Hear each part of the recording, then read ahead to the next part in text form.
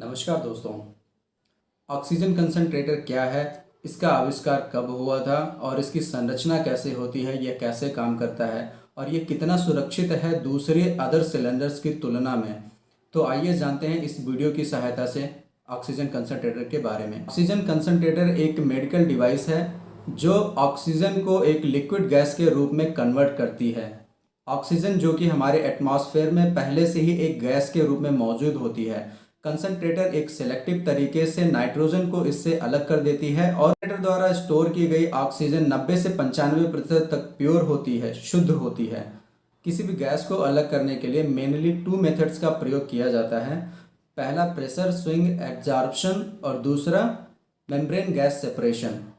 Oxygen concentrator का आविष्कार 1970s के दौर में यूनाइटेड स्टेट में हुआ था। वहाँ की दो मैन्युफैक्चरिंग कंपनियां यूनियन कार्बाइड कॉरपोरेशन और बेंडिक्स कॉरपोरेशन ने सबसे पहले कंसंट्रेटर को बनाया था। 1970s के पहले होम मेडिकल ऑक्सीजन के लिए हाई प्रेशर ऑक्सीजन सिलेंडर्स और क्रायोजेनिक लिक्विड ऑक्सीजन सिलेंडर्स का प्रयोग किया जाता था। इन दोनों सिलेंडर्स के रिफिल सिस्टम में ऑक्सीजन सप्लायर्स को पेशेंट के घर जाकर उनके सिलेंडर्स को चेंज करना होता था या उसे रिफिल करना होता था, जिसकी वजह से पेशेंट को इसकी डिलीवरी पाने में या फिर सप्लायर्स को डिलीवरी देने में काफी समय लगता था और पेशेंट को भी काफी समय तक इंतजार करना पड़ता था ऑक्सीजन पाने के लिए। इन सभी के अभावों को देखते हुए 1980s के दौर में यूनाइटेड स्टेट में एक महत्वपूर्ण परिवर्तन देखने को मिला, जिसके बाद वहां पर ड्यूरेबल मेडिकल इक्विपमेंट टेक्नोलॉजी को काफी बढ़ावा मिला। कुछ ही दिनों के बाद में वहां के कंसंट्रेटर को मॉडिफाई करके घरेलू यूज के लिए बनाया गया। आने वाले कुछ ही दिनों में यूनाइटेड स्टेट के ज्यादातर घरों में ऑक्सीजन कंसंट्रेटर का उपयोग होने लगा था, जिसके अधिकतम मांग को देखकर वहां की लोकल कंपनियों ने भी इसके मैन्युफैक्चरिंग में काफी बढ़ चढ़कर हिस्सा लिया। यूनाइटेड स्टेट की एक कंपनी यूनियन कार्बाइड कॉरपोरेशन ने 1950s के दौर में एक आणविक छलनी मॉलिक्यूलर सिप का आविष्कार किया था, जिसकी वजह से ऑक्सीजन को अन्य गैसों से अलग करना संभव हो पाया था। अधिकांशतः कंसंट्रेटर में मॉलिक्यूलर सिप का उपयोग किया जाता है ऑक्सीजन गैस को फिल्टर करने के लिए। ज़्यादातर ऑक्सीजन कंसंट्रेटर में पीएसए टेक्नोलॉजी का उपयोग मेडिकल केयर के क्षेत्र में ऑक्सीजन प्रोडक्शन के लिए किया जाता है, जहां पर हाई प्रेशराइज्ड ऑक्सीजन सिलेंडर और लिक्विड ऑक्सीजन सिलेंडर काफ़ी डेंजर होते हैं और असुविधाजनक भी होते हैं इसके उपयोग में, इसके रिफिल करने में और सिलेंडर को चेंज करने में। ऑक्सीजन कंसंट्रेटर वायुमंडल से हवा को अपने अंदर लेती है और उसमें से नाइट्रोजन को बाहर निकाल देती है और प्योर ऑक्सीजन को उस पेशेंट तक पहुंचाती है जिस पेशेंट के ब्लड में ऑक्सीजन सैचुरेशन का लेवल 85% या उससे कम होता है। ऑक्सीजन कंसंट्रेटर में एक मॉलिक्यूलर सीब लगा होता है जो हाई प्रेशर पर वायुमंडलीय नाइट्रोजन को जियोलाइट पेलेट्स के जरिए मिनरल में बदल देता है और प्योर ऑक्सीजन को स्टोर कर लेती है। यह सिस्टम भी पीएसए टेक्नोलॉजी पर आधारित होती है। PSA means pressure swing adsorption technology होती है। पीएसए टेक्नोलॉजी स्मॉल और मीडियम लेवल पर ऑक्सीजन प्रोडक्शन के लिए एक अच्छी टेक्नोलॉजी है जो ज़्यादातर ऑक्सीजन कंसंट्रेटर में प्रयोग किए जाते हैं। एक ऑक्सीजन कंसंट्रेटर में एक एयर कंप्रेसर होता है, 2 सिलेंडर्स होते हैं जो जियोलाइट पेलेट से भरे होते हैं, उसके साथ ही एक प्रेशर इक्वलाइजर रिजॉर्बियर होता है, कुछ वाल्व और ट्यूब्स होते हैं। जब हम कंसंट्रेटर के स्विच को ऑन करते हैं तो कंसंट्रेटर पहले एयर कंप्रेसर से अपने अंदर हवा को लेता है।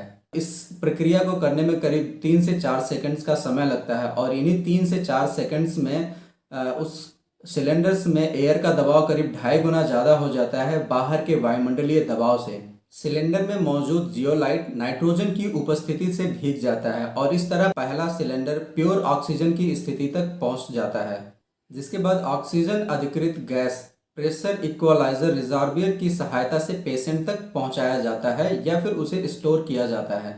पहले हाफ सर्कल पूरा होने के बाद में दूसरे सिलेंडर का वाल्व ओपन हो जाता है और वो भी एयर कंप्रेसर से हवा को अपने अंदर ले लेता है और वही सेम प्रक्रिया होती है जो पहला सिलेंडर हाफ सर्कल में किया होता है।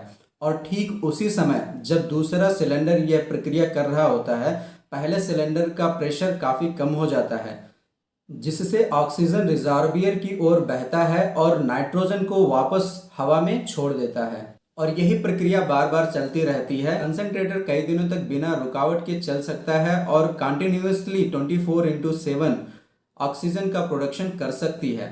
जहां ओल्ड वर्जन कंसंट्रेटर एक सर्कल पूरा करने में करीब 20 सेकंड्स का समय लिया करते थे और 1 मिनट में करीब 5 लीटर तक ऑक्सीजन प्रोड्यूस कर पाते थे। वहीं 1999 के बाद के कंसंट्रेटर 1 मिनट में 10 लीटर ऑक्सीजन प्रोडक्शन करने के लिए सक्षम है और इनकी शुद्धता करीब 90 से 95% शुद्ध है। ऑक्सीजन कंसंट्रेटर अन्य ऑक्सीजन सिलेंडर्स और small cryogenic liquid oxygen cylinders की तुलना में काफ़ी सुरक्षित है, क्योंकि इसे व्यक्तिगत रूप से यूज किया जा सकता है। इसे किसी भी स्थान पर ले आया जा सकता है।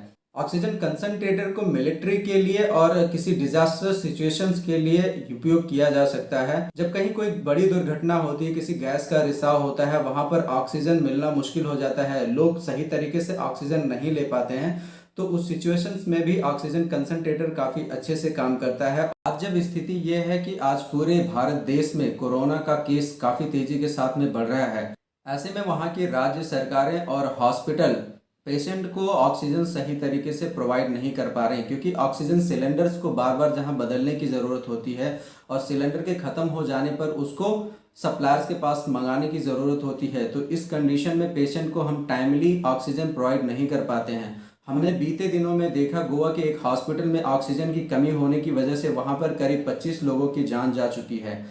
इसके हिसाब से अगर हम देखें तो ऑक्सीजन कंसंट्रेटर कहीं ना कहीं ऑक्सीजन सिलेंडर्स की तुलना में काफ़ी ज़्यादा हेल्पफुल है। लोग इसे इंडिविजुअली खरीद रहे हैं और अपने घरों में आइसोलेशन के दौरान इसका प्रयोग कर रहे हैं। हमने बीते दिनों में देखा कि हमारी राज्य सरकारें और केंद्र सरकारें भी ऑक्सीजन कंसंट्रेटर बाहरी देशों से ज़्यादा मात्रा में निर्यात कर रहे हैं, इंपोर्ट कर रहे हैं। दोस्तों, उम्मीद करता हूं आपको ये वीडियो पसंद आया होगा, और अगर आपको ये वीडियो पसंद आया है तो प्लीज़ इस चैनल को लाइक कीजिए, सब्सक्राइब कीजिए और कमेंट कीजिए तथा बेल की घंटी को दबाना ना भूलें, ताकि जब भी मैं अपनी अगली वीडियोज़ को डालूँ तो वो सबसे पहले आप तक पहुँच जाए। धन्यवाद।